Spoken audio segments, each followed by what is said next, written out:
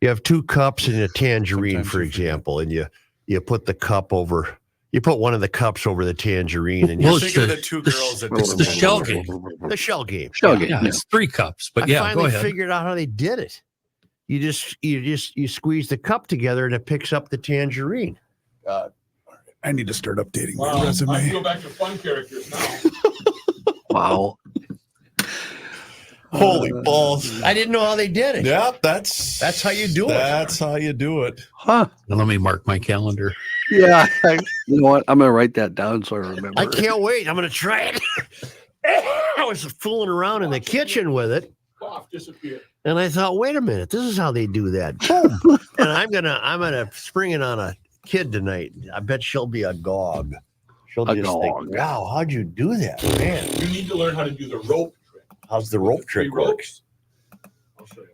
Oh, Oh That my was a big one god. when I was a clown. but see, you pick up the tangerine with the cup, They but you don't even- even, you don't crush the cup too much. They would pick up on that. Right. The tangerine, I got 2 cups that just happen to fit snugly over a tangerine. See, the that's a other- good size tangerine. The other way of doing that is if you're sitting at a table while you're shuffling them around, Yeah. the one with the tangerine slides off the edge. The tangerine drops into your lap. Oh. And then you have 2 empty cups, and then you can actually show her both cups. Yeah, but then how do you retrieve the tangerine and get it back into play? Well, it disappeared. I know, but to keep the trick going, You have to have a bag of tangerines because that one it's gone. It's I gone see. forever. I see. Do you like your oranges in a bag or a Thank you, box? Chris. I was just going to say that.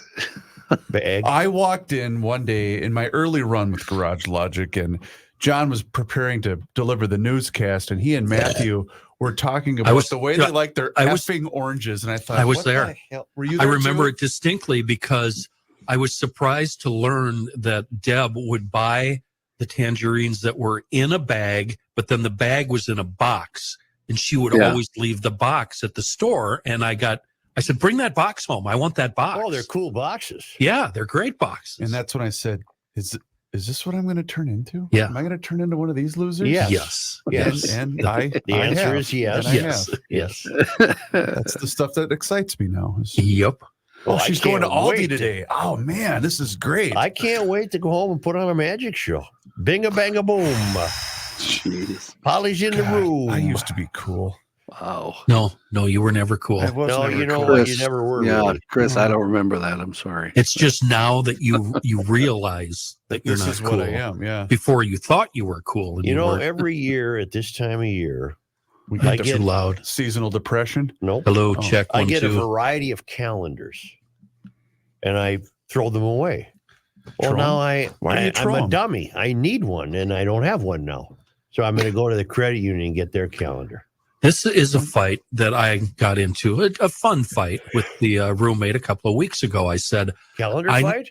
a calendar fight. Yeah. She said, I said, just as an aside, I need a couple of calendars. And she's like, oh, let me bring a couple home from work. And I just, I don't know why, I just went off on her. I don't want those. It's probably from working with you, Such. I don't want those bleeping calendars Yeah, that's my with fault. dogs and cats and deer and eagles. Oh, yeah, I love those. I want a calendar with tractors or cars or, And yeah, we had I a think good 15-minute brawl. I think I speak for the entire staff that I can say we're not surprised, Kenny, that you flew off the head about a wall calendar. Yeah, and don't pin it on me. No, but yeah, I don't know. And now I wish I would have said, you know what? I'd appreciate if you bring me home 2 calendars. That's right. Because I need them. I told her, I'm going to go find my own calendars. You think I did? I like that. course Don't you get a desk one from here? I do. Those but are the best I have to ones. have one to hang on the wall. You yeah, I need one more wall calendar. I don't want to hang that one on the wall, Chris. It's way too big. Although this conversation is very weird, I have 4 hanging wall calendars every year, 2 from Vintage Guitar, which are free, and then I buy 2 music ones. Why don't you send me one of those? Send me with that vintage one. I want it. It's right on the wall here. Oh, Oh, my God. What Okay. do you Oh, do? what was that? Now we lost him. Hello? hello? Hello? Okay, you're there. Yeah, You're there. don't do that again. Don't move Yeah, anything, John. Don't do that, John. Move anything. Yeah, Don't what try about to the show us timestamp? anything. You made terrible buzzing noises when you did that. Not the good kind. Okay. What was that? Breitbart? Where that story was? Which story? What's your name? That's Kenny. That's Kenny. Car to South Pole. The South Pole. A truck loaded with thousands of copies of, is it Roget's? The thesaurus spilled its load, leaving New York witnesses were stunned, startled, aghast. Look at this highway covered in thesauruses, Joe. Oh. Say, they're shoveling out Highmark today. $20 an hour, bring your own shovel. I know. I showed it to William this morning. He said, no, we're not doing that again. We failed in our attempt last weekend. We're not doing that again. I'm mad at myself that I didn't soldier on. They do want a new football stadium in Buffalo. In fact, I think it's close to happening. I think. Okay, will it be a dome? No. Then they're going to have this problem forever. But it's not where they're building it. It's not going to be nearly as close to the lake, from what I understand. Not that that'll make a huge difference. Highmark replaced War Memorial, right? Correct. I covered a game in War Memorial. It was Ralph Wilson Stadium. No, Ralph Wilson Stadium has been around since the 60s. Well, hold on. I thought the stadium in Buffalo was War Memorial. Highmark. Isn't Highmark the brand of something? Yeah, it's a. So somebody bought the naming rights. Now maybe Highmark, it was New Era Field. Highmark, I believe, it's healthcare. It's something like whatever. Not here nor there. Is Highmark the former War Memorial? Rich Stadium was constructed in 1973. Well, then it was Ralph Wilson. Game. Then it was Ralph Wilson Stadium from 98 to 2015. New Era Field, 2016 to 2019, and since 2020, it has been Highmark. Well, then that's the stadium I've been in. Yeah, it's a dump. It's old. That's the one that you covered. I ever tell you guys the story about covering Blackhawks and North Stars in the playoffs? It would have been in April of about 81. Oh, in the early 80s. And when I got done writing, Chicago Stadium is a lousy part of town. It was called Chicago Stadium then. Mm-hmm. It's been replaced by the United Center. Correct. And when I came downstairs to leave, I assumed that I was going to get a cab. And these guys still hanging around working in the arena said, what's your deal? I said, I just got done writing. I'm with the Minneapolis paper, and I'm going to go get a cab. They said, you're not getting a cab. Not here. You're not getting a cab. So they flagged down a city plow truck. And a city plow truck gave me a ride downtown to Michigan Avenue. Wow. Yeah. Well, they saved your life, probably. They did, yeah. You're not getting a cab. You're not getting a cab. The cab driver's going to rob you blind. Right. Fratelloni's Hardware. Here's what I need today, gents. You don't need anything from me. Nope. Daddy ain't making any money. I just need what do you call it? Precision's only 3 times a week. Where's Matthew? God only knows, Kenny. He comes on time, then he disappears. Oh, he's doing that archive thing, huh? No, he's probably Kenny. Rookie, are you eating? He's not in the room. He's downstairs getting food. Probably. Kenny, I need Seafoam and Maple Grove today. John, North American. Rookie, I need Zero Resin Masonic. Are we on the council? We sure are, Oh, Joe. then I can't ask Kenny a Seafoam question. Why? Because I'm not going to. All right. Do you want us to close our ears? My shoulder hurts. I need some icy hot. From patting yourself What's on the back? up on the ride? I don't know what it's from. Maybe playing guitar. Rolling. Fratelloni's Hardware and Garden Stores brings you Garage Logic Podcast number 1228, January 19, 2024. That date is ringing a bell for some reason. I don't know why. 49 degrees was the record high on this day. That was back in 1921, and it was 34 degrees below zero on this day in 1970. Hail the flashlight king. And now, from the mayor's office above the boathouse on the east shore of Spoon Lake, it's Garage Logic with Chris Reavers manning Technology Corner, Kenny Olson from the Krabby Coffee Shop, John Haidt in the newsroom, and of course, the Rookie. Here is your flashlight king, fireworks commissioner, and the keeper of common sense. Quick look up. What day was January 19th in 1970? What All day right. of the week was it? I will do that as we speak. I have a feeling I know that day. We got a late call to play at Hibbing. And we loaded up at that time we had a Corvair van. It was a Monday. Then it wasn't this day. Corvair van. Yeah. Engine in back? Yeah. Air cooled? Yes. Wow. And it had, so it wasn't this day, but it was a dreadfully cold Saturday about that time. How did the heat work in that thing? Well, that's the story. Okay, I'm sorry. The number one song in the country was "Raindrops Keep Falling on My Head" by Mac B.J. Davis. Thomas. Oh, B.J. Thomas. Right? Mac Davis, Caddy. We had two John. guys in the back that were separated from the front by all of the equipment, and they froze to death.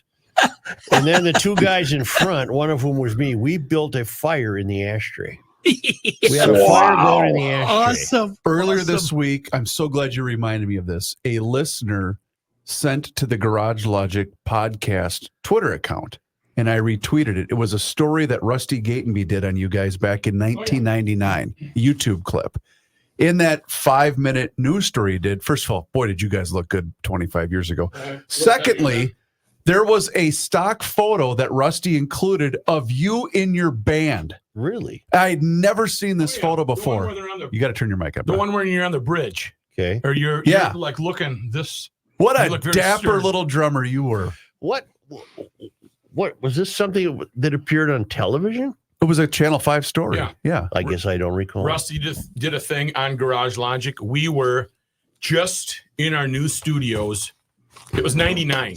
Yeah, we came to Oh. our new studios in July of 99. Where did you see this recently? The roommate was trying to tell me about this. Yeah, I It's on- retweeted it from the GL account Oh, earlier that's this why. week. Yeah, On Facebook, it's on the Twin Cities radio people, present and past. Okay. I'll be I was think doing I the have original GL blocked. The best on, line my was, Twitter. the best line was Rookie when he was Good asking idea. your role. He says, "Well, I have to sit here and pretend to laugh at he's the funniest guy around." It No, was that's very not the funny. truth. So we get to the Hibbing Armory, Yeah.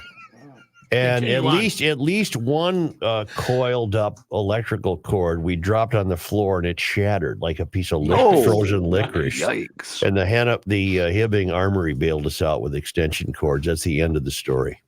Not much of a story, except it was cold as hell. I mean, cold. And you never really want to go anywhere in a Corvair van. They're just not very good. Wasn't the deluxe Corvair? We have a new hire in the Minnesota Department of Health. Minnesota Department of Health welcomes Acaciano de Souza as the new leader of the Health Equity Division. Now, you might say, well, Joe, is it really worth pointing this woman out? And I say, well, it is, because you're paying for her. Okay. This would be another Walls Appointee. The Minnesota Department of Health is pleased to welcome Odie Chinma, otherwise known as Odie, Acaciano de Souza as the new director of the Center for Health Equity. And her first day was January 17th. Wednesday. So she's been on the job just a couple of days. We are excited to have Odie Chinma join MDH, said MDH Assistant Commissioner, Dr. Halkino Tura. Probably just one assistant, I would imagine. Huh? She brings a rich background in equity research and translating evidence into effective solutions, and she shares our vision for systems transformation to advance equity. We look forward to adding her knowledge and leadership to our work advance equity across probably they meant to add a word to there, to advance equity across Minnesota.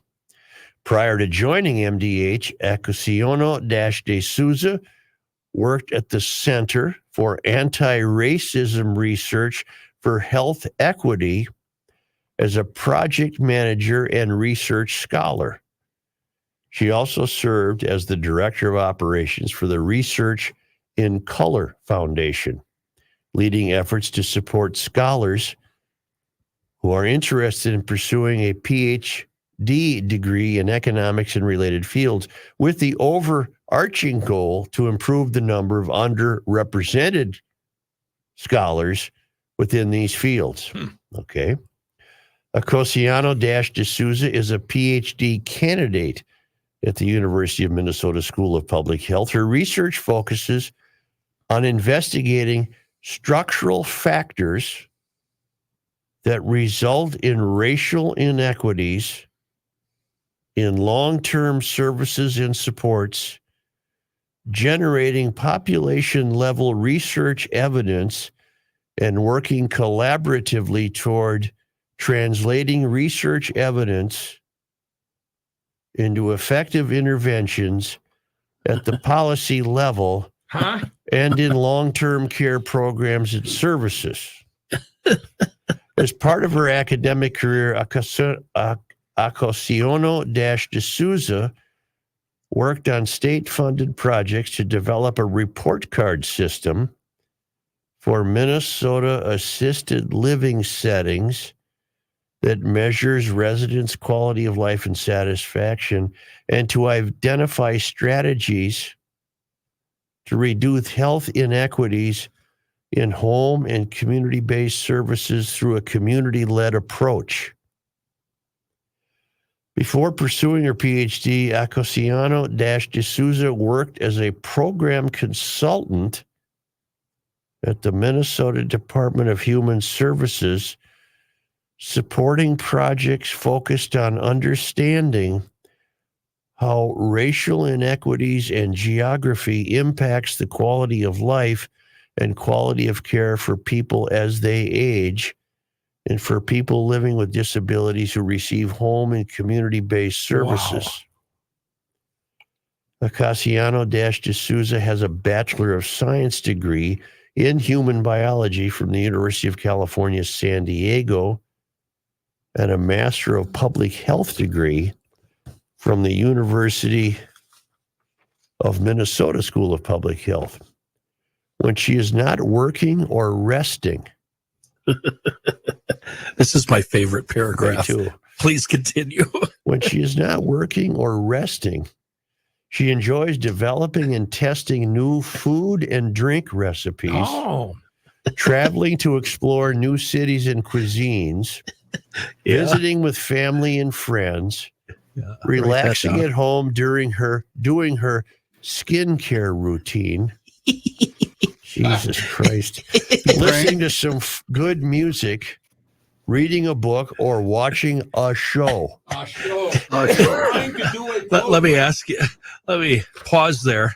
Let me ask you, do you think they had to quota a certain number of words they had to get into this press release? Because that last paragraph is hilarious. It's not often you get the skincare routine. Right? Yeah, you know. the whole deal. Yeah.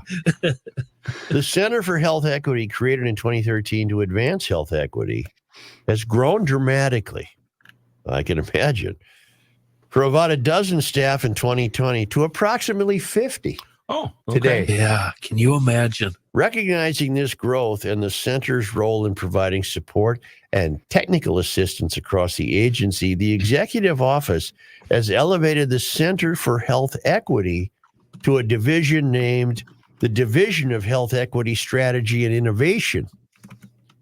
Dr. Halkino Tura, who was promoted to Assistant Commissioner for the Health Equity Bureau in March of 2023, was the most recent director of the center. Since his promotion, Dr. Tura has continued in the role on an interim basis with the support from Sarah Schutt, the executive director since 2016.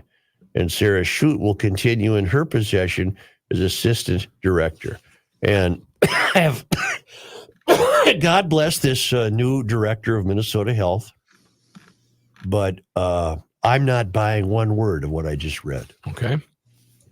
It's all nonsense. Hogwash. It's all gibberish. Rubbish. Well, None of this can be measured for achievement, with the possible exception of examining the quality of care, for example, in senior centers. Maybe there's some empirical way to accomplish that she's been involved in, and that would be, I would imagine, that would be helpful, so that when you walk into the room and you find the guy putting shoe polish on his swimsuit area, you can tell him, no, we have to turn the clocks back. Yeah.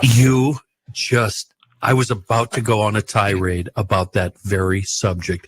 It is abhorrent the way some of these people are treated in some of these facilities. And the other thing you just said that really bugs me about this press release, what victories? I want to hear about the victories. What major changes have come because of your job and what you've done in the past? And I'm not seeing anything. Show me some results. Zero. Show me something. Zero. This is another example of the DEI movement expanding to fulfill its own self-fulfilling prophecy of existence. So what I'm picturing, and I wish I was wrong, but what I'm assuming is that her and her 50 employees are just coming up with ways to prove to their superiors that their position is needed, right? Well, it's even keep me employed another month. Probably even simpler than that. It seems to me that the industry they're in, no matter what it's called, in this case, it's called, what the hell is it called? There's so many titles here. They just keep making them up. In this case, it's called the Health Equity Bureau. It would be my suspicion what they're basically charged with is continuing to find more oppressed people. Okay. And they've found so many that they're beginning to imagine them. Imagine. They're beginning to imagine them. Mm-hmm. By the way, I applied oppressed and oppressor to my concern about the way voting has been so screwed up in this country. All right. That it's early, it's mail in, it's due. What happened Isn't kickoff today? Yes. Okay. Early voting for the Minnesota primary. Got it. Yeah. What has happened is that as the left has gained firm control over elections, if you didn't vote or didn't want to, you were labeled oppressed. Okay. And to address that, all of this other nonsense has been invented under the auspices of you not being able to vote because you're an oppressed person. Whereas an evil white person just goes to the polling place and votes. That's because that person is an oppressor. Right. If you didn't others. roll into the voting place to vote, that's because you were oppressed, not because you were lazy or you didn't give a bleep or you didn't care You're or whatever. oppressed. You were oppressed. And in order to address your oppression, we've made it to where you can practically vote, at the grocery store, So Right. there you have it. Or you had to stand in line 3 or 4 hours in certain areas of the country because, that's the way they gerrymandered the. Yeah. Yeah, but they kept the polls open for you, John. That's true. That's true. They just made glad you we- stand around a lot longer. I'm just glad we fixed that problem, Joe. Well, we haven't, but Let me look at something that's just coming in on my text, and then I have something else for you from my text. What am I looking at here? Is the show interrupting you? What did Dean Phillips do yesterday? Oh, I'm getting a text from Show Prep. What did Dean Phillips do? I'm I don't being know. told, get Dean Phillips on the show immediately. he, Did he Bill. drop Remember out? Bill Ackman? Yeah. Fellow How do I know him? He's the guy who spoke Went against after the Claudine Harvard, Gay. Yeah, he went after yeah. Harvard. Yeah. He contributed a lot of money to Dean, and Dean took a headline off of his website that involved DEI, changed the wording of the headline. So, Really? and now, of course, they're saying, well, did Ackman give him $1 million to do this, or Yeah. you know what I mean? It's a cover story on the Star Tribune today. I'm willing to be corrected, but didn't basically they predict that him going against running for president, that the left was basically going to turn on him, right? Wasn't that part of this whole Dean Phillips story? Well, I don't think the true Obama, I call it Obama. It's clear that Biden is not running this show. The true believers in Washington probably were disappointed that he would challenge the system. This essentially nobody was saying, "Look, Biden's not fit to run. I'm running." Okay. I have a prediction, but that's not what your text was in reference to. The text I just got was somebody advising me to get Phillips on the show. Got it. Okay. So go ahead, get him. I'm working on it. Let me know when that's going to happen, so I can put on a wetsuit and a rain jacket and get an umbrella. That's to keep me safe from all the and an oar slime. No, I have a text. You're far enough away, Ken. You'll be all right. I have a message from a fellow who has a lot of money invested in this country. Okay. He is a lifelong companion of mine. Right. Good friend. Oh. Is he a good kisser? Yeah. How well do you know him? He really is. And he doesn't engage in hyperbole.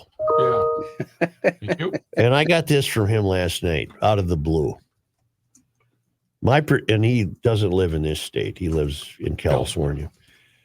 My prediction: the August Democratic National Convention is in Chicago. Obama turf. This summer, Biden will announce he has decided not to run for any number of reasons. Michelle Obama will step in. Oh, no. Her being at the top of the ticket gives Dems cover to move Kamala aside. Then Newsom can be slotted in the number 2 spot. The campaign yard signs will read Obama Newsom, and Barack will set sights on a 3rd term. I'm seeing that headline on the internet now. I just Googled Michelle Obama runs for president. The Economic Times did a piece yesterday. Fox News did a piece yesterday, and the New York Post did a piece yesterday. So this dude, your friend, is very much in tune with what's going on. Well, what the problem is, it sounds entirely too dreadfully plausible. It does. And it's too clear, at least I think, that there's no chance they can run Biden against Trump. Do you guys think? I do not think Biden will run. But with each passing day, it is becoming too hard to ignore his shortcomings. This is a fun talker. I could see her actually beating Trump, just giving it a few minutes of thought. I think, boy, a lot of Democrats and a lot of middle-of-the-road voters would rally behind Michelle Obama way much more than Biden. And wouldn't that, in fact, give Barack the de facto 3rd term? What's this? Well, unless she bitch slaps him and says, "I'm running the show, you're not." A lot of people, and I love this conspiracy. John, I know you hate conspiracies. I love them. A lot of people claim that Obama is running the country right now anyway, through his puppet, Biden. That's a juicy one, isn't it? That's fun. Yeah. But look how much time Biden spends not working. Right. Well, and I think somebody's working. The problem that they're going to have too is the people that are the swing voters.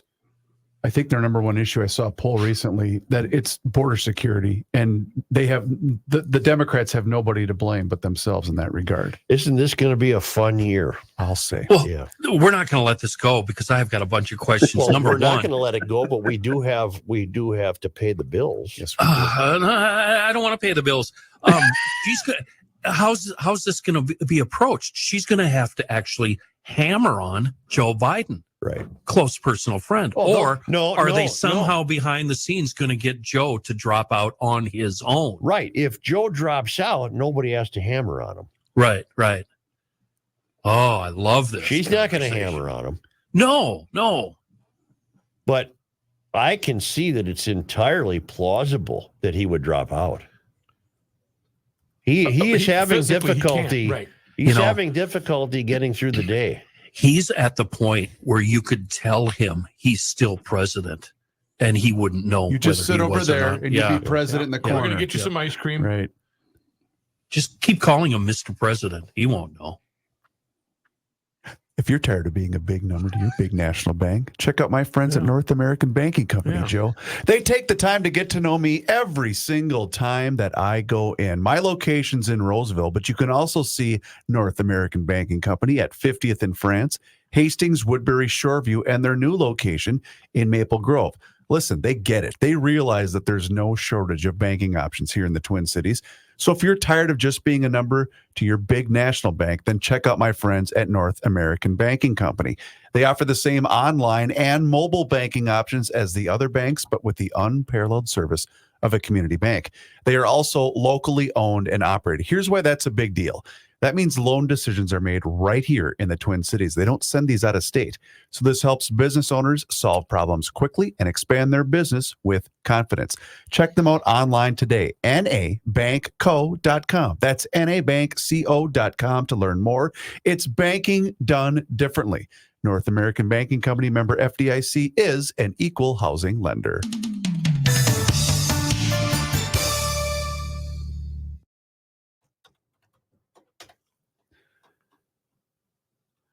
Hello, my honey. Hello, my baby. Hello, my ragtime gal. All right, here's what we're going to do. Do it. Ken, I'll take one from you as we bump back. And then Rook, before we go to break, I need either Zero Res or Masonic. Copy.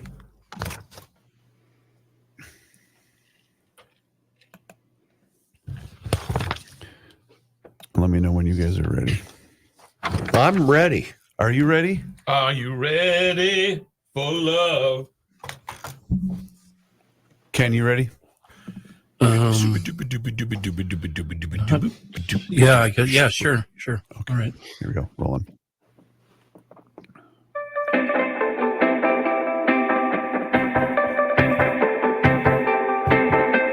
This guy wears many hats, just not indoors. Joe Souchere. Chief sent me an email. Haven't heard from Chief for a while. And the way it starts here had me a little concerned, but he finishes strong. Hey, dummy, here's your Seafoam ad. It sucks. Let me explain. Wait, what? Let me explain. Okay, please explain. Everything in my garage that runs on gas hasn't had an issue in years. Since I have nothing to fix, I'm expected to increase quality time with my residential consultant, the RC, and it's your fault, he says, addressing this to me. My chainsaw destroyed 4 to 5 large oak trees last summer without even a cough. My riding mower has run flawlessly for over 5 years. Our vehicles have never had a gas system issue, so my time under the hood has virtually disappeared. Recently, I used our little dusting of snow as an excuse to throw some snow when my 24-inch Craftsman dependently fired up right just like it has for 14 years. I got so pee-offed, I hulked the pull rope out on purpose just so I could use some tools instead of heading back inside to discuss updated tile and vanity options. You know what for the guest Seafoam did to bathroom. him? It drove him back indoors. It did. It worked so well, it sabotaged him. And then he closes with pausing to let the mayor hack into the mic. So go ahead with your hacking, Joe. No, I'm not going to. Oh, okay. And I just want to add to Chief's email. You can find it anywhere that fine automotive chemicals are sold, even grocery stores, C-stores, you name it. The stuff is everywhere. It's a local company, but it has a global reach. And like Chief says, it's a true miracle in a world of bad gas. got a really interesting note from Walter Mills. Listen to this. Okay. Good morning, Mayor. Good start. While driving up to the Metro yesterday at 10:30 a.m. on I-35, our car was passed by a double-decker bus with El Expresso on it. It was easily going 75 at mile marker 80. We had never heard of El Expresso, so my wife Googled it. Based in Mexico, owned by Mexicans, they have routes from Mexico all over South Texas and up to Omaha.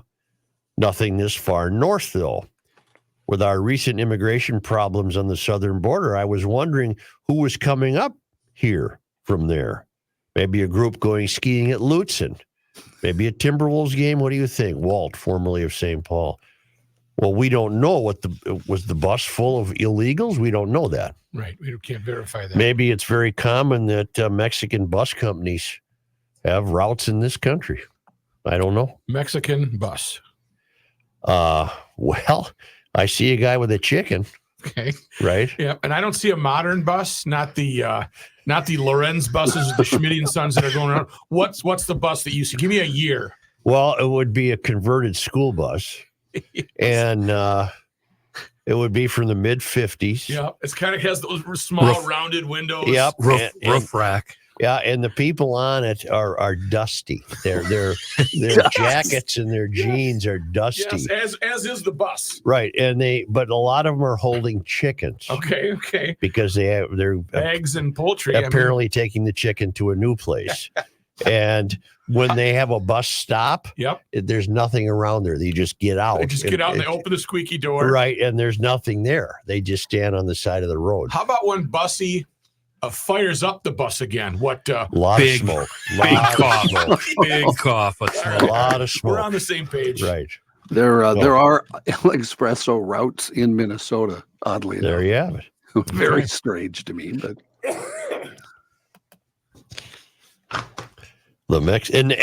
sometimes the seats are missing. Okay. And you're sitting on crates. Oh, yes. Yeah. Yes. All right. What's the ambiance? Is there any music being played? No. You don't hear the Mexican hat dance? No. Well, the mariachi? Somebody might have a radio. Okay. Yeah. Oh, yeah. A big old box. transistor radio. Right. Got it. The Washington Post got itself very excited about an electric vehicle driving 20,000 miles from the Arctic to the South Pole. And just as ecstatic to bury the inconvenient facts about this ludicrously dumb trip. This is Breitbart reporting on a Washington Post piece, but I looked at the Washington Post piece. They're not lying to me.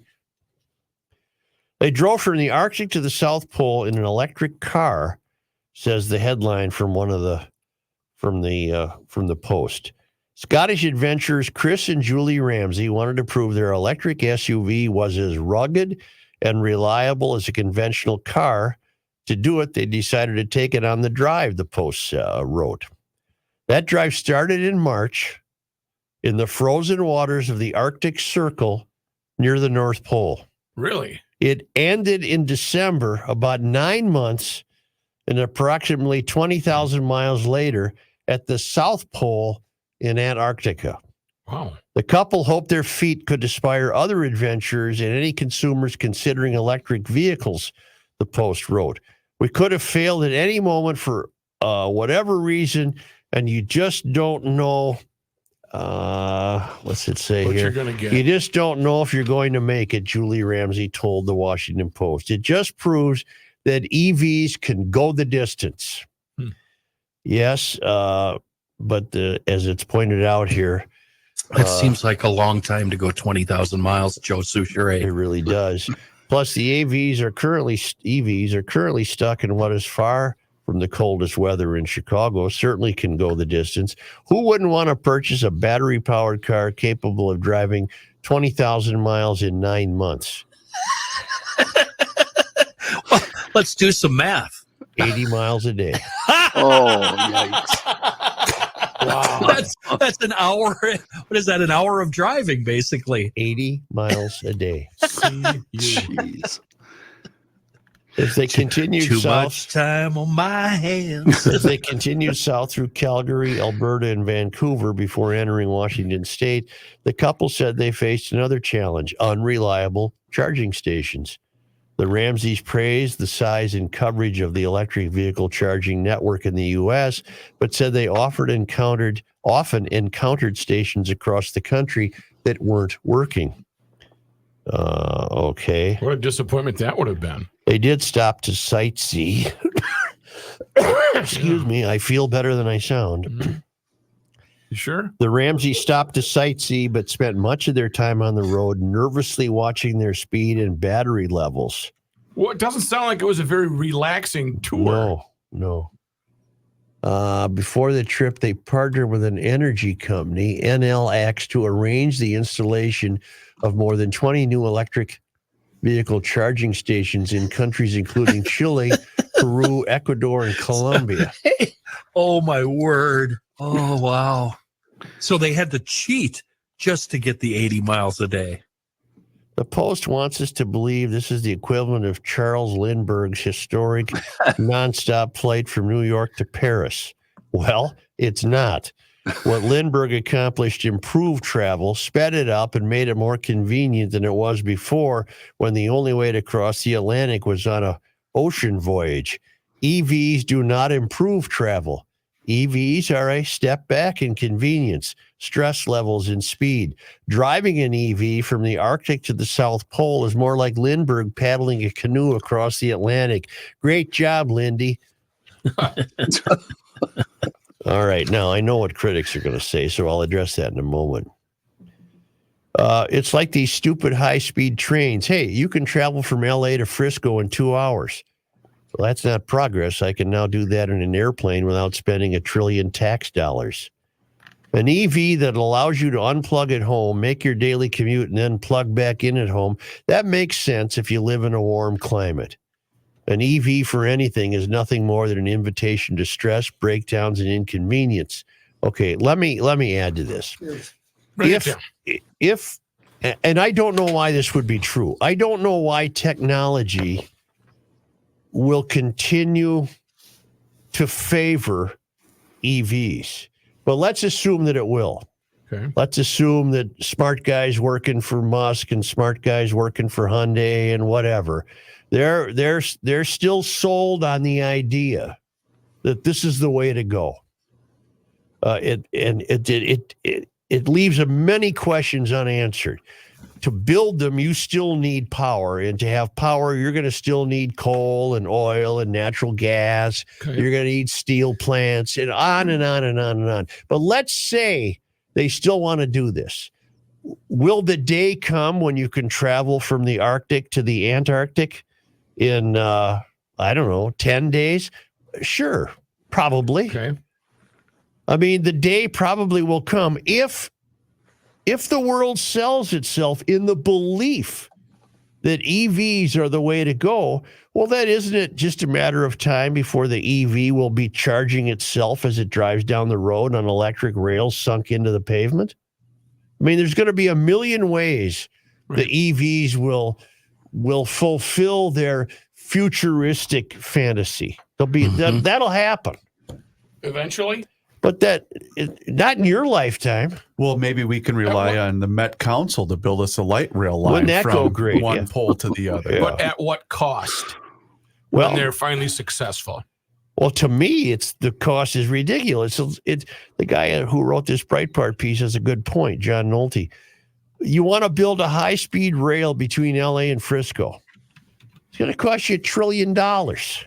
You can already do it on a plane. Right. I suppose, the train would be cheaper. Well, not when you factor in the $1 trillion it costs to build it. Right. In any way. Yeah. So EVs, I personally don't see why they should ever be the way to go. But you're not one that worships at the altar of green energy. And there are a lot of people who do. I'm not. I don't think it's energy I don't think we're destroying the earth. That just happens to be me. I'm a denier. I don't deny the climate changes. I just deny this nonsense built up around the movement, which has nothing to do with the climate. Nothing? Zero. Zero. So basically, it's a story the Washington Post should not have written. You follow me? I do follow. It doesn't do anything. And obviously the agenda at the Washington Post, as with many news gathering institutions, is to advance. Just a minute. I have so many thoughts running through my head. I have a prediction for you. You're making a note on your note? I do. I have a prediction for you. Okay. If their goal is to advance the agenda of the EV, they didn't do it any favors here. You read this and you're thinking, there's not a chance in hell I want one of these things. Right. They went 80 miles a day from March to December. It's a lot of sightseeing. With a nervous eye on the gauge. Yeah. B as in B, S as in S. Now my prediction. To me, the worst sinner in the climate hysteria movement is the ABC Nightly News. David Muir. All right. Yeah. That happens to be the one on in our house. Okay. I don't know. Maybe because we watch Channel 5. Right. You watch Twin Cities Live. Got a nice poster of him by the bathroom. What? We got a nice poster of him by the bathroom. Yeah. And I'm not, this is not hyperbole. Yeah. 6 out of 7 nights, the ABC Nightly News will lead with a weather event. Yes. They could not make it any clearer that their agenda is to be on board with the team trying to sell you climate hysteria. So if there could be a thunderstorm in Indianapolis on a July night, and that's what they're gonna lead with. Or the storm in Buffalo with the 30 inches of snow. You know, when it's winter, they're puzzled as hell that it's winter. Right. Okay. I make this prediction. If Trump gets elected, Trump will lead every nightly newscast, and the weather will be forgotten. For sure. Of course. And the weather will be forgotten. The worst thing that ever happened to the likes of CNN was that Biden won. Yeah. Yeah. That's right. And they'd probably admit it. And you'll remember Rush used to say the best thing for his show was when there was a Democrat in office. Mm-hmm. He used to claim. Right. When Clinton got in, it was, he's done. He's done. That just made him even more popular. The job was a lot easier. He would be having quite the sport with Biden, wouldn't he? Oh boy. Yes. Yes. Yeah. Do you want to talk to our friend Johnny Height, Chris? Sure. But I'd like to hear from our friend Matthew All right. first. Well, I'm very pleased to tell you about Minnesota Masonic Charities. And the good work that they do is a complete open book. You go to their website, mnmasoniccharities.org, and you will find, I've talked about the scholarships. I've talked about all the wonderful people that they help, the Masonic Cancer Center, the Masonic Children's Clinic for Communication Disorders, that's in Duluth. They help basically everyone, and they want to be in your sites. So learn about them. Check out their website. Their campus is in Bloomington, and it's beautiful. They have a nice, really cool museum. And again, a lot of the, terms that we use today are from the Masons. Yeah, all sorts of stuff. And you'll learn more about them when you go to their website, when you meet see their wonderful campus. Stuff like Third Degree, Foursquare, Black Ball, they're all come from Masonic traditions.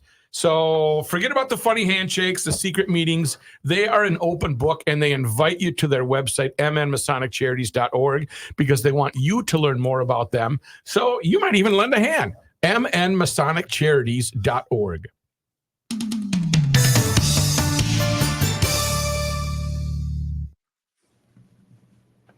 John, we only need one news because we have to talk to Patrick. Okay. El Expresso only goes to Illinois, so I will have to correct that when I come back. Okay. Then you have to jump on another bus to get here.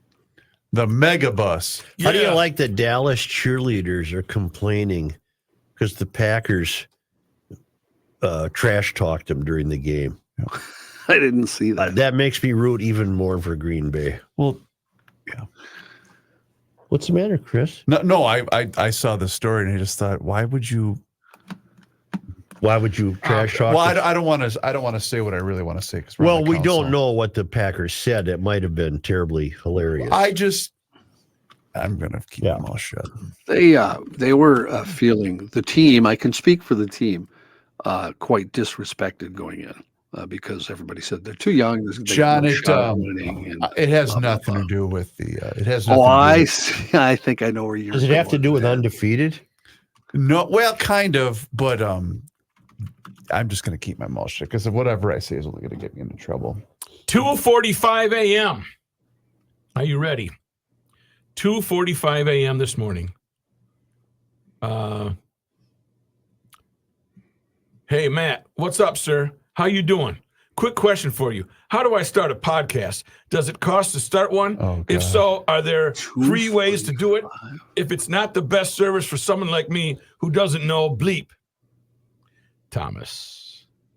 What? Is Thomas maybe Thomas going to take my idea and put you to shame? Matthew, yes. You should do whatever it takes to start a podcast with Thomas. On the airport. I've already given a rookie the Miracle $1 Million podcast. You two behind together. The scenes at the airport. Nah, that might not work. Just whatever Thomas wants to do, go along with it. Bring him in and say, let's do it. Yeah, Ebony and Ivory. Here we go. The Ebony and Ivory podcast. John, when you get done with your award-nominated podcast, yes, sir. Or news, I have a podcast. Please throw it to Rook. What's he doing at 2:45 a.m.? He's getting up for work. I'll be getting up for work. MTC. He works for the bus. Oh, supervisor. Well, right. He used to drive, and then he used to collect coins, and now he's a supervisor. A transportation podcast. All things. I want to be your special guest to talk about levels, traffic levels. Yeah, you can have me Kenny on as an expert. Have me on. Have me on. Once a week. I'll talk to him. He would come in here to do that. There's zero chance. No, there's a chance. No, you're not going to do it. Ebony and Ivory. Do you know also there is another brand new Garage Logic podcast? Yeah, I would stop talking about that. Oh, okay. Where? Let's just stop talking about that. Okay. Well, BS, don't stop. I want to. Joe. It's being handled is what I'm trying to say. Okay, just I have one question. Yes. In this state? No. Okay. Let upstairs work their magic. Well, I think this might have been some emails I got regarding this that I steered to what we call legal. Yeah. There you go. And we're done talking about it. You did your due diligence. What is due diligence? You know what I'm going to do is when we're not doing the show, I'm going to remove your guys' mics. Oh, Joe usually just assembles his during the show. I got to get a drink. Oh, we're going back on the air. Yeah, let's go. You can do it without me. You ready, Ken? I made it the first shot. Ready for what? I'm doing my time card on ADP right now. I need a Maple Grove from you. Just please. let me finish this week. Too many working parts here. I just noticed on my ring doorbell, I have an album sitting out in front. I should go grab before it gets too cold. Well, do that, John. Okay, I'll be right back. Yeah. Should I tell John about a estate sale that has a lot of albums for sale? Where the roommate says I should, and I contend I shouldn't. I don't think he'd drive very far. Yeah, see, that's what I think. You know, I might go to that RV show in St. Paul. That's at the. I want to buy a very small RV. Let's do this. No, a trailer. I will go camping with you. No. Oh my God! A pop-up trailer? Oh, I don't know how. I just need a small one. Joe, you should. That would be so awesome. Seriously, I'm not even joking with you. I would. Because up at the lake where the kid bought a place, I can't sleep there anymore. Why? Because just taking a leak, I'll kill myself going downstairs. Okay. And B, I can't sleep there. I don't fall asleep there. So what if I stash my little rig outside there, and like a little cabin? I am loving this idea. I fully support it, and you should go to that show because they've got a wide range. We used to go just to go look at campers for fun. My brother's got a beat up camper sitting behind his pole barn. Is that rusty one? Yeah, he might be able to. You know what? You change the mattress, you'll be fine. Stacy, the geologist, and Mr. Stacy bought an RV last year. Cool. You could go camping with Mr. and Mrs. Stacy. I don't want a vehicle. I just want the trailer. Go to the North Okay, Shore. here's where you go. Upper Michigan, the Black Hills. Hilltop oh my Trailer God, Sales. Such. Hilltop On the Trailer road Sales. with Matt, Joe. why wouldn't I just go to this show down Because there? Hilltop Trailer Sales has such a wide range of. I'm sorry. Go ahead. And at that show, you're going to spend 3 times as much. You know who else spends Hilltop. money with us? Pleasureland, I believe, spends money with us. Or with HBI. Where are they at? Anyway. I know there's a location in St. couple. Cloud. Yeah. What am I It's doing here, just, Chris? It's just a Maple thought. Grove. It's just a I'm thought. ready. Okay. All right, I'm rolling.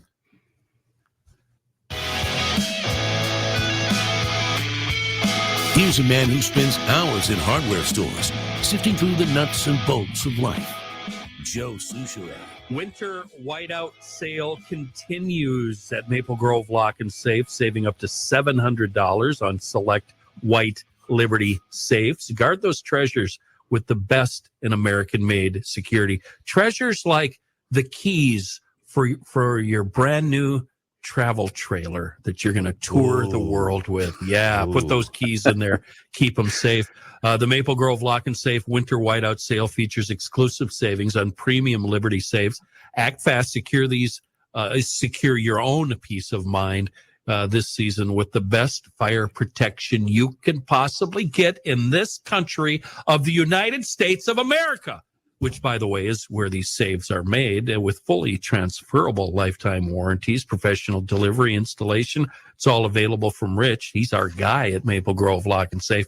I'm going to give you 3 ways to get in touch with Rich. Number 1, the phone. Roll old school. Pick up the phone, 763-494-9075. You could do it the Kenny way. Stop in, meet and greet him, shake his hand, say hi. 6901 East Fish Lake Road. He's open Monday to Friday, 8 a.m. to 5 p.m.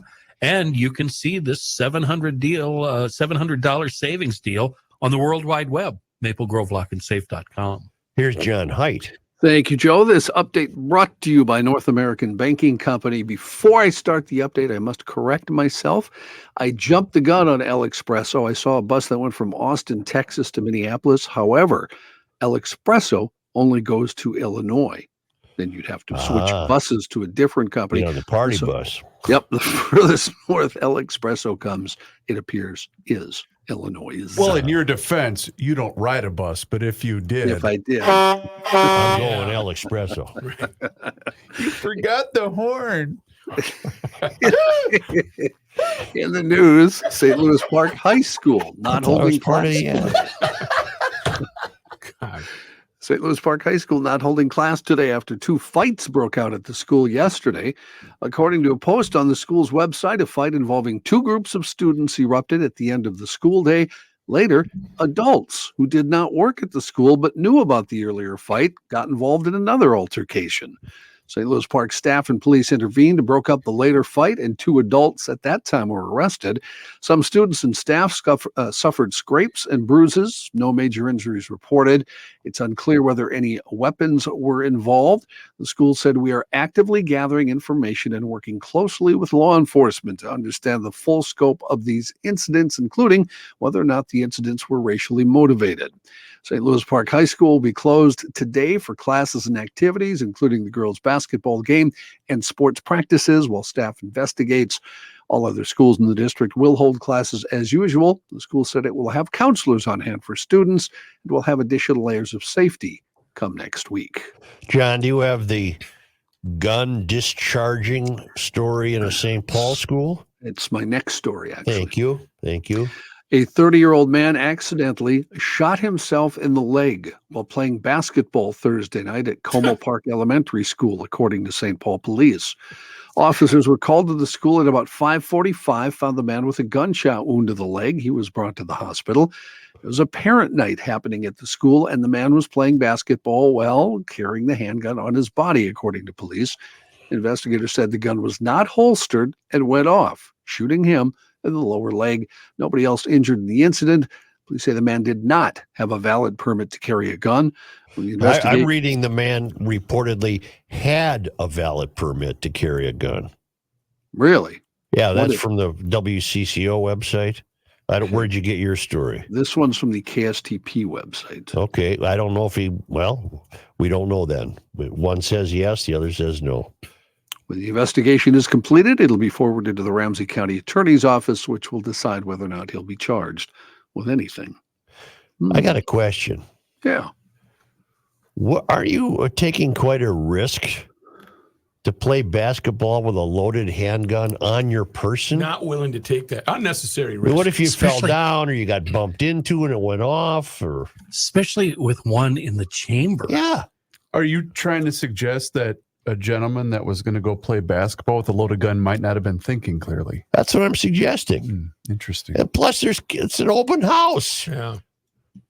It's a hell of this used to be one hell of a town. I didn't know the racism angle, John, of the St. Louis Park story. They said that they're looking to see if race was involved. Yeah, if race was involved in the fight. Okay. 3 people have been jailed in the kidnapping and killing of that Hmong American comedian and activist from St. Paul who was found dead near Medellin after going out to meet a woman he reportedly met on social media. Colombian official prosecutor said in a statement that 2 men and a woman charged with crimes of aggravated kidnapping for extortion and aggravated homicide. And Rook, I'm going to ask for your help because you got the name perfect last time. It was the death of 50-year-old. Oh, I'm sorry, Rook. I didn't mean to throw you. Go ahead. It's Tao Jerry Zhang. You knew him. You knew Tu Zhang. We have him on the show. Tu Zhang. Yes, and I kept getting it wrong last time, so I wanted your help there. The suspects denied the charges at a hearing. A minor who presented himself to the public prosecutor's office admitted to having taken part in the crime, but was also charged in the case and transferred to a special detention center for minors. U.S. Embassy in Bogota warned a week ago about Colombian criminals who use dating apps to lure victims and then assault and rob them. Documents show the University of Minnesota has hired international architectural design firm Populous to explore possible renovation ideas for Williams Arena, the home of Gophers basketball, or consider new construction. The nearly 100-year-old arena, everybody calls it the barn, of course, opened back in 1928, has had major renovations in the past, including a project that installed scoreboards and a sound system before the 2013-14 season. However, the university is looking for ways to further upgrade its basketball facility. According to the $50,000 contract, Populous will offer perspective on multiple renovated, expanded, or new areas of the arena, ranging from enhanced seating options, concourse and concession stands, locker rooms, entertainment systems, and the possibility of adding volleyball, wrestling, and gymnastics competitions to the arena. The agreement just calls for Populous to assess the facilities and offer its perspective on the feasibility of such changes. I just had a thought. Yes, sir. Couldn't you play basketball in Mariucci? Well, then they used to, didn't they? Not that I'm aware of. Or did they used to play hockey at Williams? Hockey was also in Williams Arena, That's and right, then they got the new arena. Well, couldn't you put a basketball? It holds 8,000. They never draw more than that anyway. It'd be tough with all that ice, though, to play basketball. You put slipping all over. It'd be like curling. you put the floor over the ice. Hey, listen, I love the barn as much as the next guy, but it's time to tear down that dump. It's a dump. It's not as bad as Fenway. That's true. Yeah.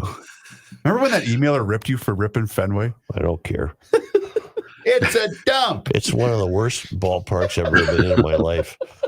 Worse than the Dome? Worse than the Dome? No, nothing was worse than the Dome. Okay. How about Tropicana down in Tampa? Not been in it, but I've seen it. Concrete roof. Don't like it. A story you brought up earlier, Joe. Absentee voting for the presidential primary starts today in Minnesota, 46 days before the March 5 primary election. Voters can request an absentee ballot online, and some cities offer in-person absentee voting. March 5 is also Super Tuesday, where 16 different states have primaries. For the primary, voters have to choose their preferred party, and I know what question is coming, and pick from only that party's list of candidates. In Minnesota, the choice is private and isn't attached to any public voting records, although political party chairs can see which voters selected their party, but not who they voted for. Yes, sir. Isn't in-person absentee voting an oxymoron? Well, it is to me, yes. What the hell is in-person absentee voting? That means you actually filled out the ballot that you're turning in. somebody didn't do it for you. I think it means you can show up today. So you're in person, but it's So still you'd be oppressed. absent. You'd be oppressed because only the oppressed are voting today. Don't Well, start wait a with me. minute. It's an absentee ballot because it's early, right? Wait a minute. That was the You way can't. I don't see how you could have a problem if you show up somewhere and throw in your ballot today. You're in person. You're doing it right there. But you're not right? absentee. Well, you are because you're early, right? Because you'll are. be absent on election day. See, you get it. Vote early, vote often. You're mincing words here, Joe, is what you're doing. Well, I'm not. I'm parsing words. Absentee, in-person absentee is an oxymoron. How about The word early is- in-person ballot? Can I Would help that you be out better? here? Yeah. The word is hyperbole. Oh, it's hyperbole. I read it that way till I was 40 years old. So be quiet, Olson. Oh, my word. Really? You didn't, John. Well, Come I did. I mean, I realized by my time I was maybe 25, it was hyperbole. Oh, But I my always God. read Help me. hyperbole. There's a street in St. Paul. I have to spell it phonetically in my traffic report. It crosses both 36 and 94. What is that? I'll look it up. Keep going, John. I had a Rough friend is in 36 college. and 94. I would know the street if you give me a little clue. Well, Jessamine. Albemarle? no. It's an easy one. Albemarle? An easy one? If my brain wasn't so Crosses- ravaged Yeah, by fog. You have the time brain fog. Crosses and other 36 things. and I, 94. well, Kenny's looking for that. I had Dale. a friend, Johnson. Johnson, phonetically. Western. No. Lexington. Gee, Hamlin.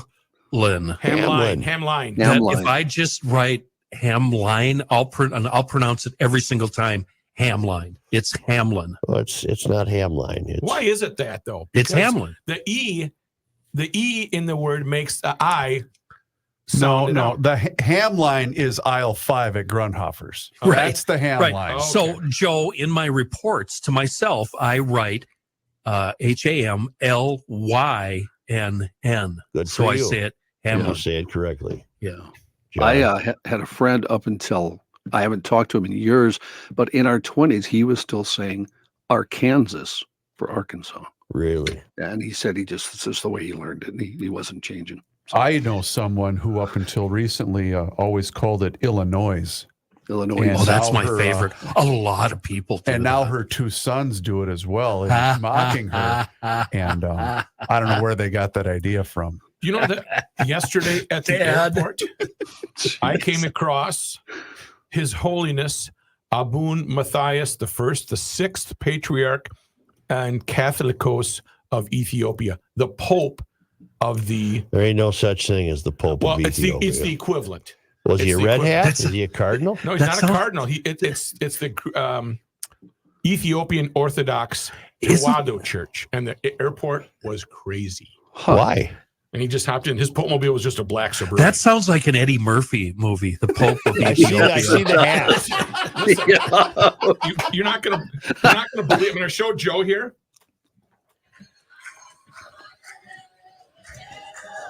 This It isn't looked fair. like coming. No, it looked like Coming to America. Oh, it's Eddie Murphy in the gold robe there. It looked like Coming to America. What? Hello. I hear. Put it up to the microphone. I hear something.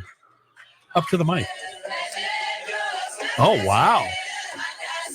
Wouldn't it be fun to give Such a welcome like that next time he rolls in from There's some exotic location? Yes, there's umbrellas. I thought he was being carried, but he was walking.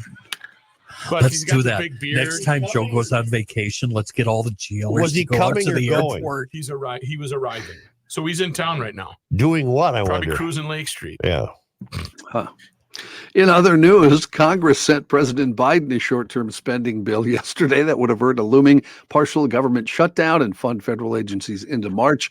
The House approving the measure by a vote of 314 to 108, with opposition coming mostly from the more conservative members of the Republican conference. Shortly before the vote, the House Freedom Caucus announced it strongly opposes the measure because it would facilitate more spending than support. Yes, sir, in the back there. That's what we can do. Based upon Joe's friend's conspiracy theory about what the 2024 ticket is going to look like, We'll just tell President Biden you are now the Pope of Ethiopia. He would like that. Yes. There we go. Of Ethiopia. You get an umbrella. We'll designated play to that you. music that Rookie just Yes, had. yeah. He'll have a Who's great in the old time. movie? Cube. He's in the movie.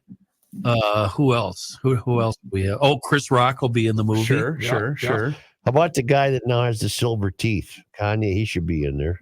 You throw Little John in there somewhere. Oh, Lil Jon. Lil yeah, Jon for the soundtrack. Illness facility capable of handling Kanye West. Boy, I don't know. No. He is. That needs some help. He's Yes. bad. You know what? Crazy. He is not altogether there. Speaking of those guys, $800,000 he spent to have titanium teeth. yeah, That's a sign of such illness that I can't imagine. and an excessive amount of money, I think too. Yeah. You know who made sense for me this past week though? Jelly Roll. Did you see what he said? He said, is he in talking about the Congress- drug addiction? Yeah, he's problem? saying Don't do if- drugs. No, he was saying if fentanyl there was, testimony. if there was a plane crash, a plane that happened every single day, it would get media coverage left and right. The people that we lose daily to fentanyl, nobody cares about. 175 per day. Yeah, he said nobody cares about. Yep. I I thought do. that was kind of cool. But he has too many tattoos. Well, Go ahead, John. Yeah. Man, it's ADD theater here, man. Yeah.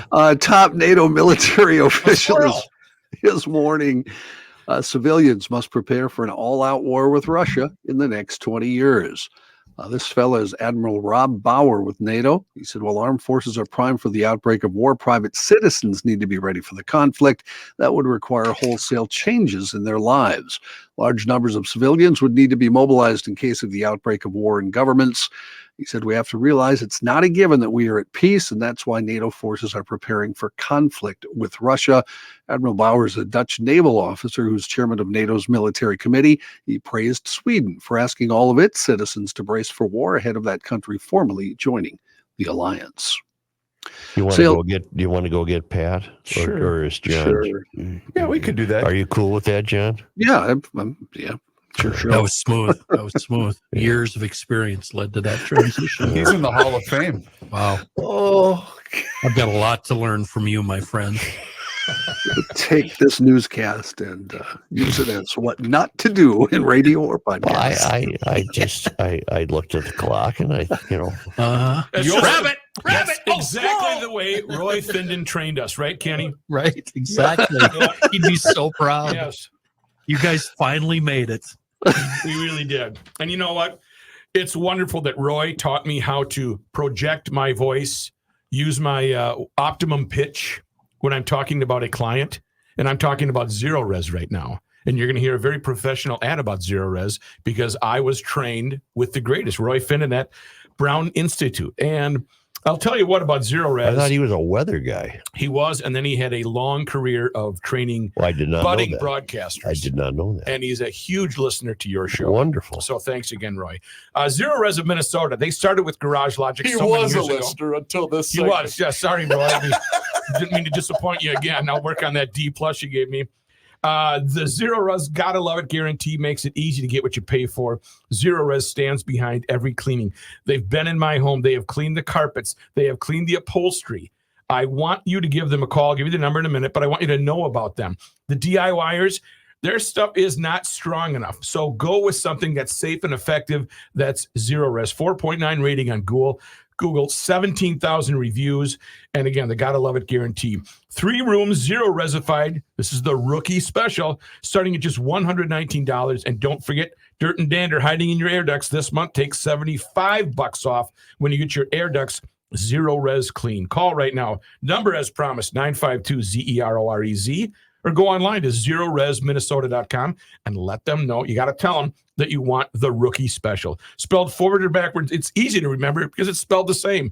Zero Res, ZEROREZ.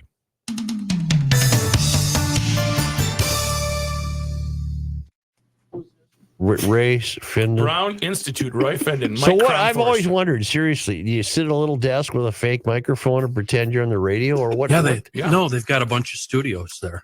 Logs. I couldn't think of a dumber degree. Well, It's funny. 789 MVD.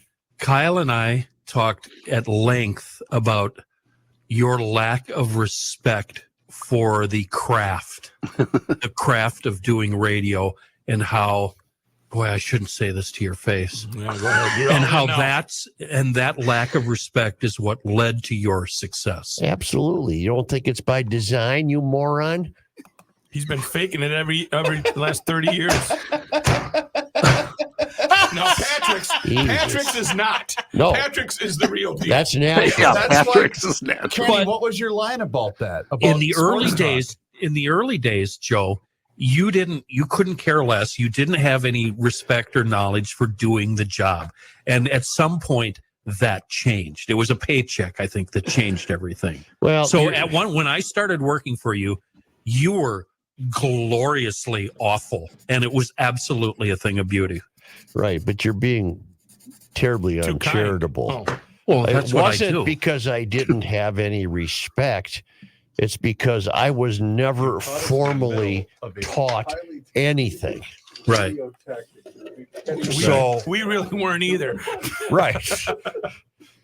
But I was a radio nerd at the time. I was getting tapes of I radio wasn't. shows Patrick, all over the country. your radio craft was what? What can the next 3 hours do for me? No, that was dark. No, Star. that was was Dark Star. That was Dark Star. Told the Joe Suture right here in my den at a party, a Christmas party or some damn thing, and Yeah. Suit says, "What is the philosophy of your show? I've listened to it." And he says, "What can the next 3 hours do for me?" Dark Star. Oh, And Brilliant. the only honest thing he ever said in his life. Yeah. Kenny, your name came up in a at the Nativity Sports Shirt Stag. Michelle Tafoya. Hey, how the was guest. she? Oh, She is phenomenal. Good. Yeah. She was so great. She just did a great job. Was it last night? Last Friday. Somebody who's to the right of Genghis Khan. She's okay. she was. She's a great. But she was she's talking- a real hard worker. She was talking about her time at KFAN, and she said, "Yeah," and then there was this morning show, and this guy, and it's Bob Yates and Kenny. She's yeah, and then I did the line where he didn't take calls. I don't call you at work, so don't call me at work. Yeah. But she was a great guest, and We should have her on first- here sometime. We first met her when she was working had at her. a station in the southern United States when Michael Jordan's dad was murdered. Oh, because she was in North Carolina. yeah, She and we was had her on. Mickey Conley. And that was her introduction to us. And at the time, we were looking for a female voice, and we were looking at weather gals, the old cliche. Can we get going here? Yeah. Well, no, she told that story because she said the program director, immediately she was put on hold, and Yep. she said, "Will you come to Minnesota and work here?" Yep. That was her big break. Would that have been Like Pops? that? Yeah, Okay. and I had my thumb in my. Can we And she go worked here? harder than anybody else in the building, Yeah. easily. I would believe that. Are we ready? Yeah. Okay. And then she.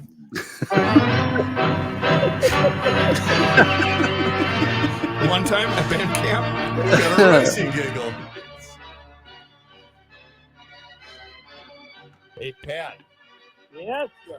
It looks like we're counting on the Timberwolves because the Wild ain't going to get you to the playoffs at this rate. Well, this is a tough road trip too, because the Tampa of the three teams that they're playing is probably the most vulnerable at this time. The Panthers are really good, and Carolina's really good. Yep. And what's wrong? Gus, since he came back from the injury, hasn't been too good here. Now they lost 7. Spurgeon for the year. Yes, that's not good. That's not good. I think when you get home from this, if this road trip goes 0-3, I think when you get home, you start looking forward to that trading deadline. They don't have. You know what they don't have? Hmm. Spunk. Well, they don't have the manpower right now. That's the biggest problem. They're not good enough. That's always a big problem. They don't. But boy, losing Spurgeon, that's not good. No. That's not good. So I think it's this. They got that 3-week lift when this guy came in, and you thought, what's going on here? Are they way better than we thought they were? And the answer is no. No. They just got the 3-week lift for some reason. Pat, there's a great controversy in the NFL. The Dallas Cowboy cheerleaders suggest that the Green Bay players were untoward to them the other night. Made sexist remarks? I don't know. They don't. I haven't heard anything specific. I saw the word disrespectful. Yeah, they were disrespected, the cheerleaders. They also, you know who else they disrespected? The Cowboys. That's right. They kicked their ass. They really disrespected the Cowboys defense. I'll tell you that. They disrespect the Cowboys defense. Should complain. They treated us with no respect whatsoever. Right. Those Rudy dogs. So It's gonna be a fun weekend of games. how about those photographers that used to lay on their back and shoot up their skirts and on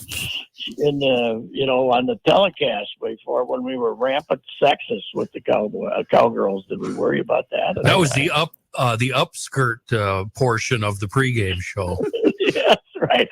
Except they weren't wearing skirts; they were wearing hot pants. But that didn't change the view of some of these, not at all. some of these horn dog photographers that they had working the sideline. How do you think they assigned those? Okay, Rick, you got the north end zone.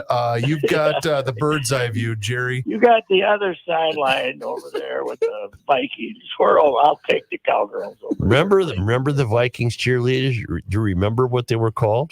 No. Parkettes. The St. Louis Park Parkettes. That was the first, probably almost 10 years at Met Stadium. And they had snowmobile suits on, and you didn't know what gender they were. That's right. Some of them, they were still having Parkette reunions years ago. I don't know if they still do or not. But now they got the regular pros like all the other teams have. The gals. Yeah, they do. But boy, they're not as obvious as they used to be. They don't show them on TV anymore. Once in a while you see a girl waving a pom-pom or something or whatever the hell they're waving. Yeah. But you know what else? Remember when the Wolves first started? Yes. It was basically like going to one of the local strip clubs. It was. They were really scantily clad.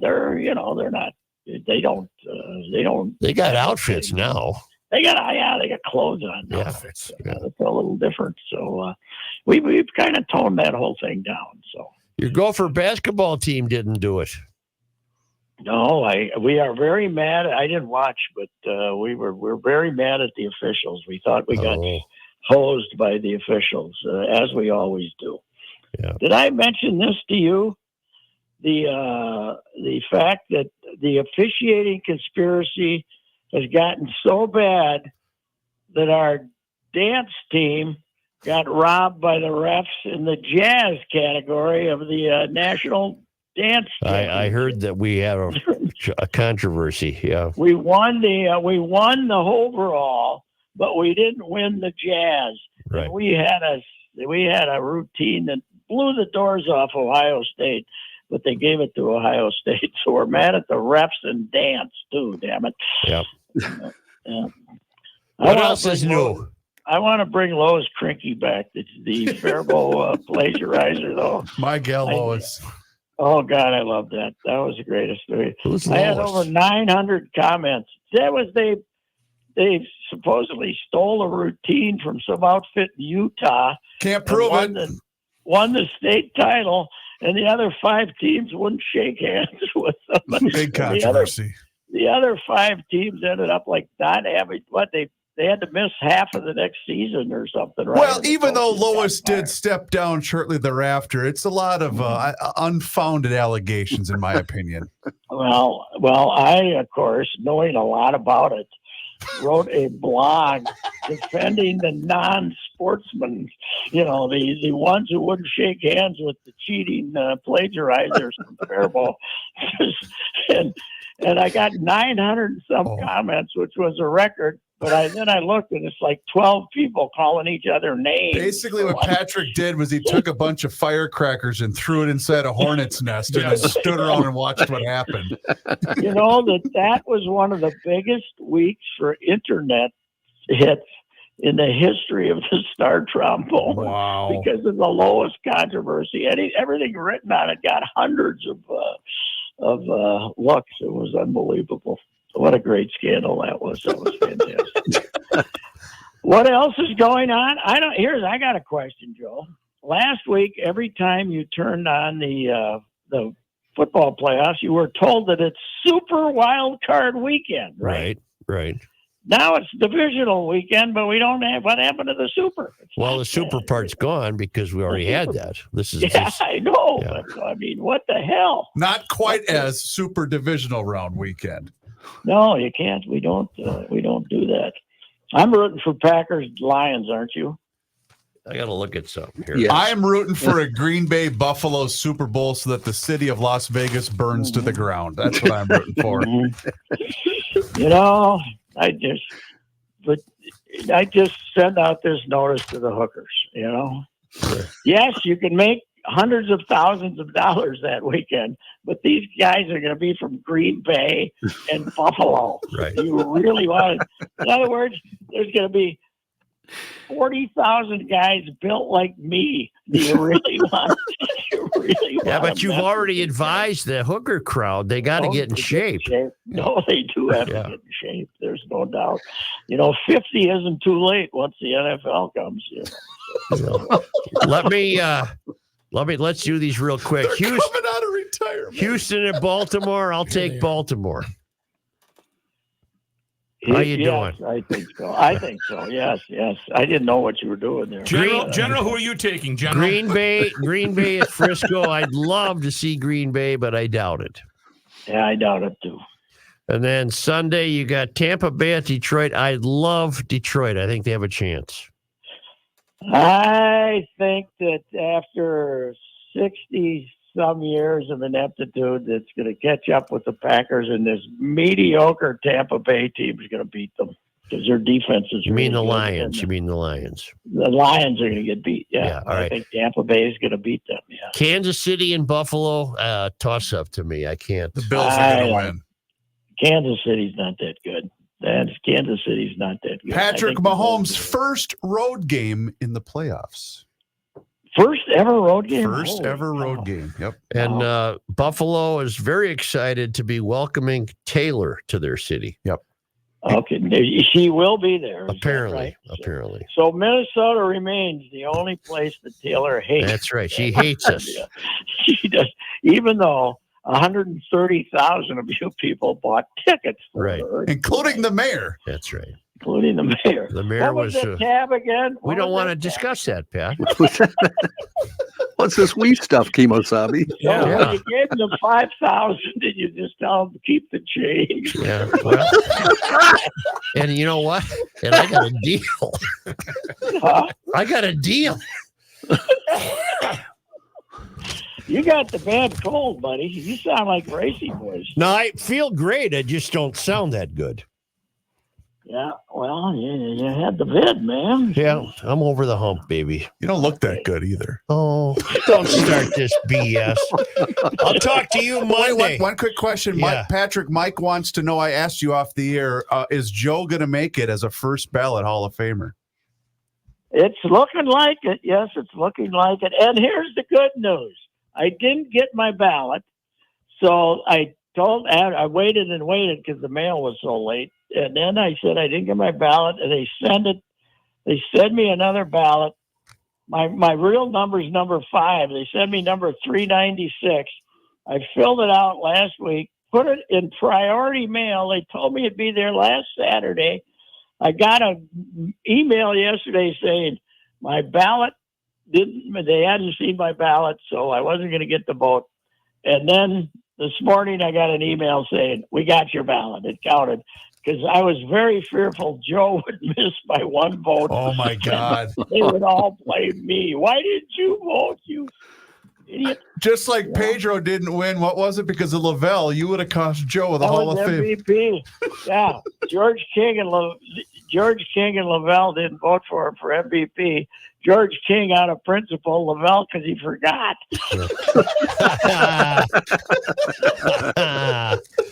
That's my theory anyway. He's always said, no. But then he's voted for other pitchers before, but he also wouldn't vote for pitchers. Yes, that was the scandal that Lavelle forgot Pedro. I'm sticking with that story. I'll see you Monday. Goodbye. All right, goodbye. Hey, you know what you should do? Yeah.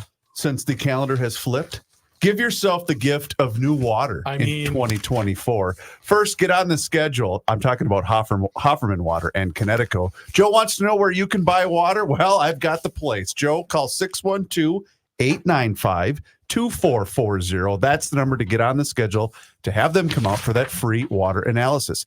An independent water treatment dealer. They're the best in the business, and they offer sales, service, and rental options for Connecticut water treatment systems. That includes water softeners, iron, rust, and odor filtration systems, and of course, drinking water systems. I'm telling you right now, I've been a customer of Connecticut and Hofferman, and it's made amazing difference in the quality of my water for the years that I've had them. HoffermanWater.com. They have been proudly serving the state of Minnesota for over 50 years. Please tell them that you heard about here on the Garage Logic Podcast.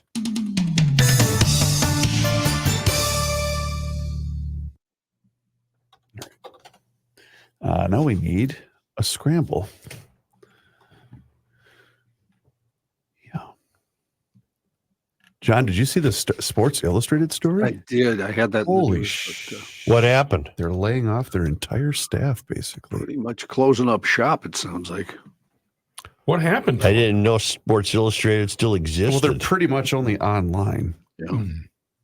Doesn't Murph work there? Brian Murphy? What does that do for the swimsuit edition? They'll still have that. Okay. Joe, how are you doing? It's not good times for the old print. I don't know if you know that or not. Boy, I'll say. Yeah. A lot of people. A lot of people don't read. Don't read. Like a lot of people. Magazine. Are we ready, gentlemen, to wrap up today's episode? Yes. We're wrapping it up, wrapping it down. Hey, what's this tonight? Make it. Thank God today is Friday. TGTI Friday.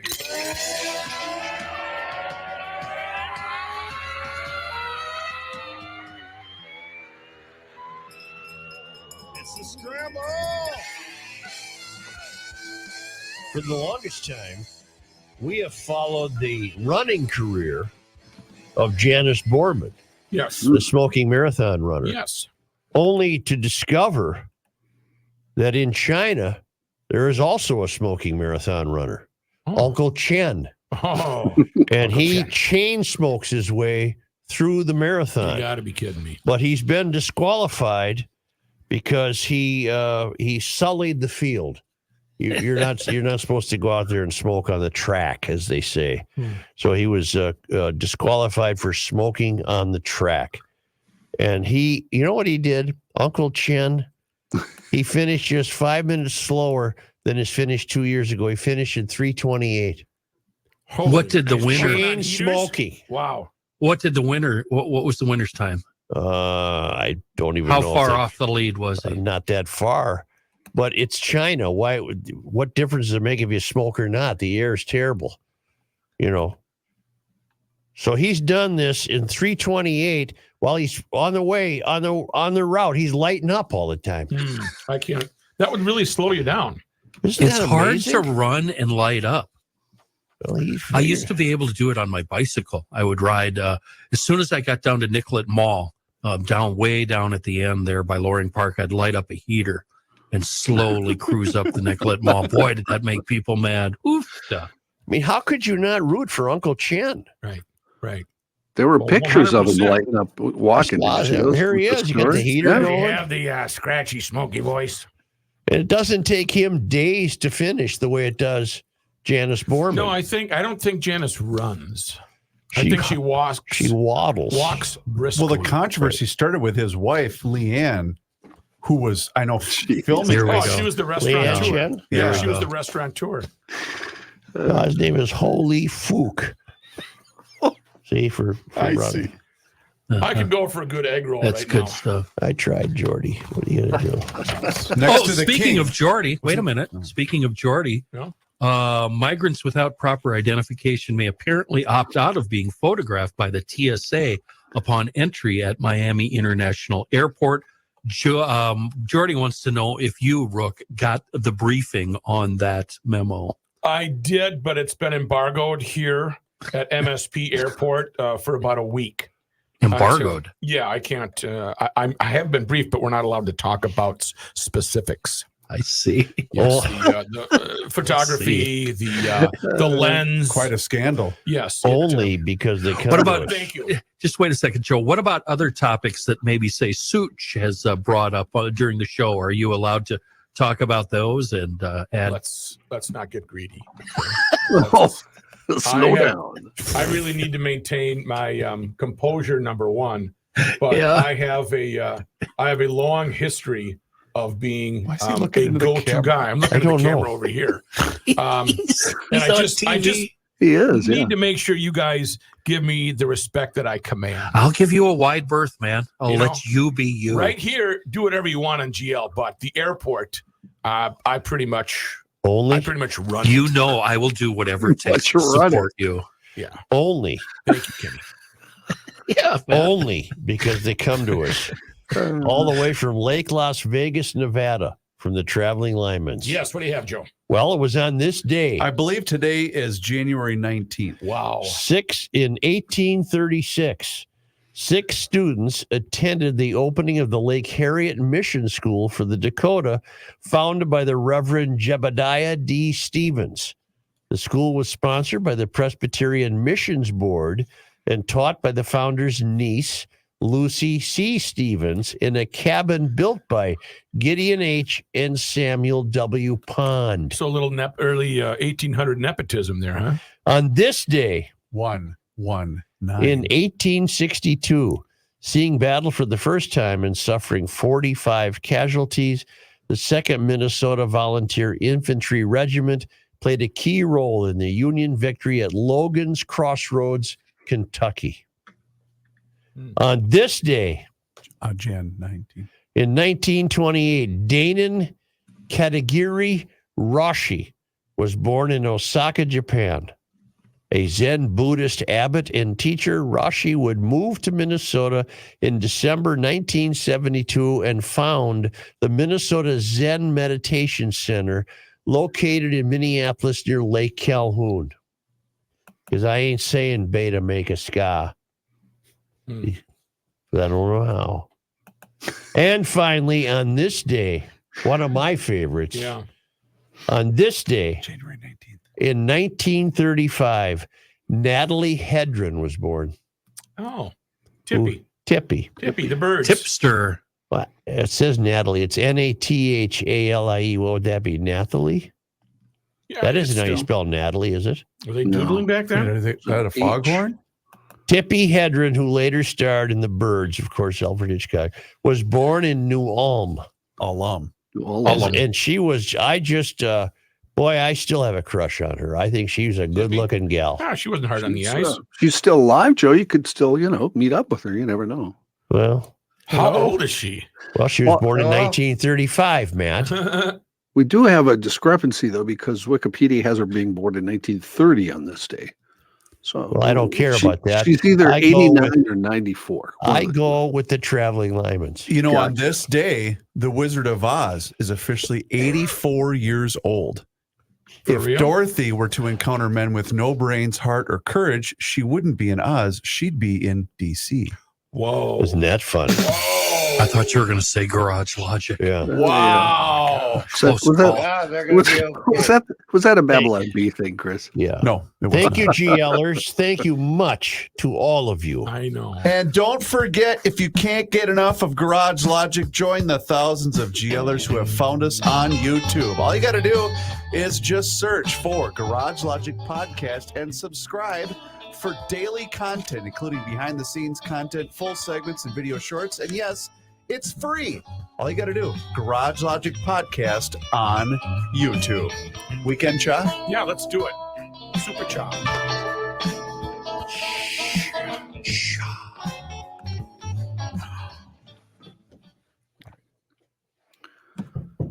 It is hotter than in here. Pardon? It's warm. Do you need a shawl? And it's not just me, Joe. New hire. Give me one quick second. I got to get the damn car out to the dealer at 2:00. 2:30 for a recall. It's time you go to the dentist. All right, I'm ready. New hire at Minnesota Department of Health. Yep. Has a job description. Yep. That cannot be understood. Okay. John, don't forget to send me news stories. Washington Post. Yep. Very excited about an EV road trip. Yep. From the Arctic to the Antarctic. Yep. That average 80 miles per day. Okay. John Hyde and Patrick Royce.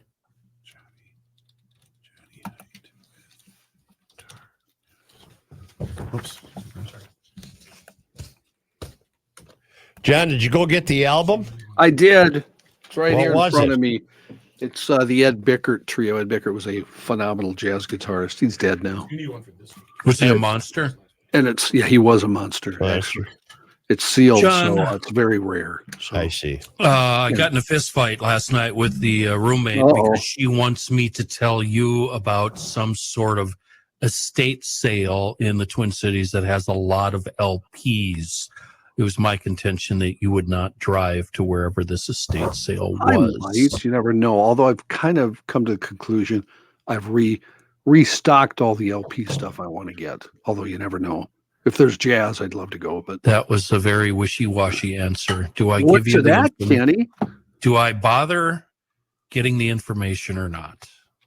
Sure. I don't know where it's at. All I know is I shut her down before she could tell me. I asked her to please stop talking. If you would like to get the information, Kenny, speaking of wishy-washy, feel free to send it to me and I will peruse it. If you feel like not getting it, I won't. That's what I'm going to do. You bastard. Kenny chose option B. See, this is Ed Bickert, okay? Right there. That's Ed. I've never heard of him, to be honest. Ed played a lot with Paul Desmond, who was Dave Brubeck's sax player. Ed was Canadian. Joe? Adios, my friends. Can you hold, please? Hold, please. Can we jump out early here? Because I have some Oh, private kind of questions. Yeah, I have a question for you too, Kenny.